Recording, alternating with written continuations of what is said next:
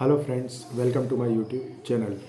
Today we are going to address Andreas Vesalius, transforming the study of human anatomy. In 1514, Andreas Vesalius was born in Brussels. His father served as the royal herbalist to Emperor Charles V, and his lineage had a strong tradition of herbalists. Vesalius, even from a young age, showed an interest in dissection, often dissecting small animals like rats and birds. His path inevitably led him to become a doctor in line with the family tradition and his own fascination. Vesalius received his education university at the University of Louvain and the Medical School of University of Paris. His student life culminated at the University of Padua, where he completed his studies and was appointed as a professor of surgery and anatomy. He remained in this role until 1543, dedicating himself to his life's work. However, after publishing his groundbreaking book, he faced challenges which led to losing his position. He later became the royal physician to Charles V of Spain and continued this role with Philip II. Vesalius was dissatisfied with the traditional medical education system. He recognized the importance of making the body's parts visible, as anatomy is a vital component of the medical science.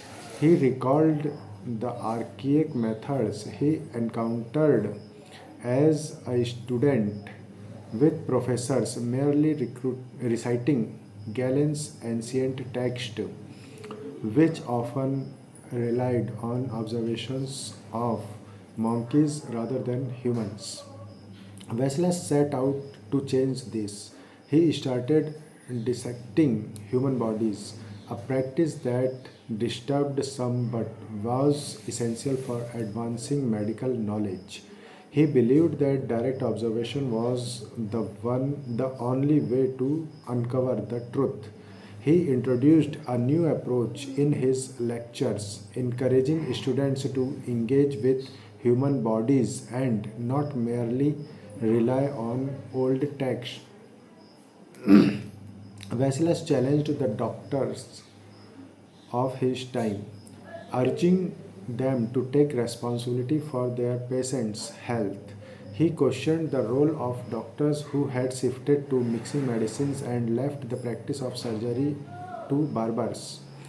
The significance of Vesalius' work, Fabrica, is also attributed to its illustrator Jan Stephen von Kalkar, a pupil of the renowned artist Titian. His detailed and lifelike drawings become invaluable assets to the field of anatomy. Andreas Vesalius passed away in 1564, and his methods and conclusions continued to face criticism. However, his legacy remains essential in the world of medicine, as he paved the way for direct surgical exploration of the human body. Vesalius' groundbreaking publication, De Humani Corporis Fabrica, in 7 parts, challenged the established practices of his time and pointed figures at the teaching of Galen. Vesalius knew that his work would draw criticism, but he was determined to question the existing medical practices and education system, making a turning point in the field of anatomy. Despite his apprehensions, he decided to publish his findings and challenge the status quo. Thank you very much, friends.